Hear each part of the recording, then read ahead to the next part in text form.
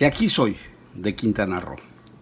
A 11 meses y medio de la elección intermedia del sexenio del presidente López, las más importantes para él se ven complicadas, con más tropiezos y graves situaciones que lo tendrán a la defensa y con estrategias cada día más desesperadas para lograr reposicionarse.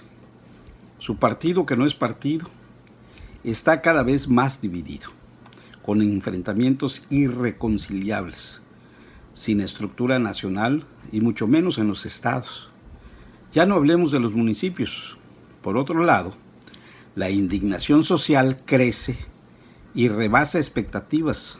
La sociedad civil, la alta, la media, alta y la media, están resintiendo los problemas económicos que ya están llegando a las mesas de sus casas, que los están llevando a perder bienes y capacidad de recobrarlos, al menos no en estos meses previos a la elección del 6 de junio de 2021, porque la crisis económica será más severa, más dura, más real, con pérdida de empleos, de los recursos que genera la pequeña y mediana empresa, los que también están cediendo ante este tsunami económico que se acrecienta con la pandemia que no cede. Y aunque se tenga la vacuna a nivel internacional en otoño, no llegará suficiente al país hasta entrado el año siguiente, cuando ya no tengamos en los bolsillos ni para comprarla.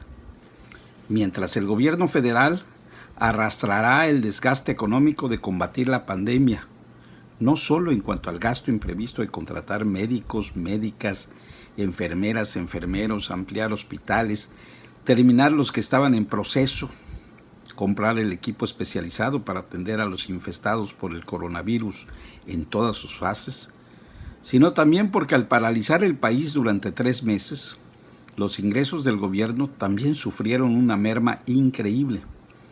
Se vuelve tarea difícil cobrar impuestos si la gente cerró sus negocios, perdió sus empleos. El gobierno tuvo que cerrar y mantener su nómina. Los gastos en programas sociales tuvieron que seguir fluyendo porque ahora se requerían más que nunca. Y aunque se redujo el presupuesto del gobierno en todas y cada una de sus áreas en un 75%, no es suficiente para aguantar el impacto de los gastos, porque tampoco se quiso parar las obras emblemáticas del gobierno del presidente López y continuaron su ritmo para terminar en los tiempos que se tienen, viniendo a poner un clavo más a la tortura, con el bajón en el precio del petróleo que se dio en este primer semestre del año, llegando a límites insospechados. Tanto que hubo semanas en que producir un barril de petróleo costaba mucho más de lo que valía en el mercado internacional.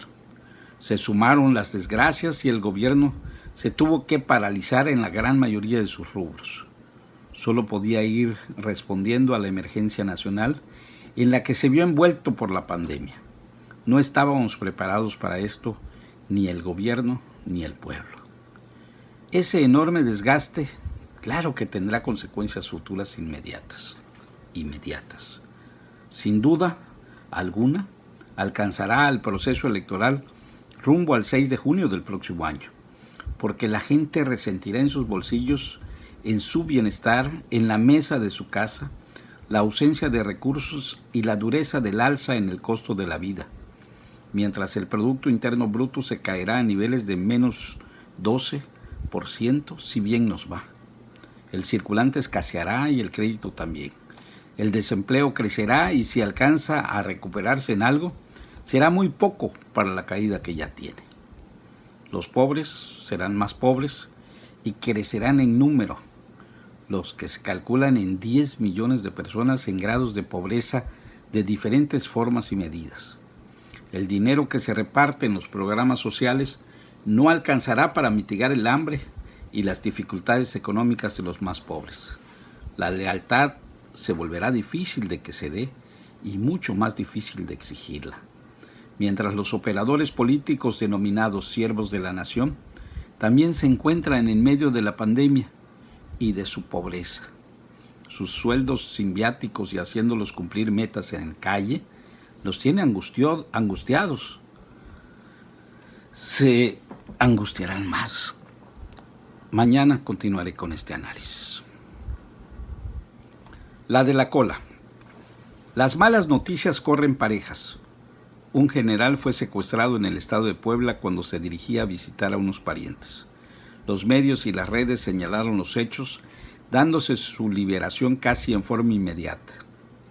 Nadie ha dicho nada, ni por qué fue secuestrado, ni por qué fue liberado.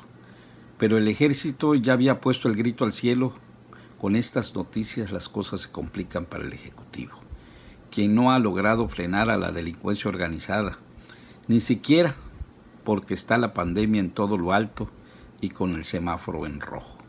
Buenas noches.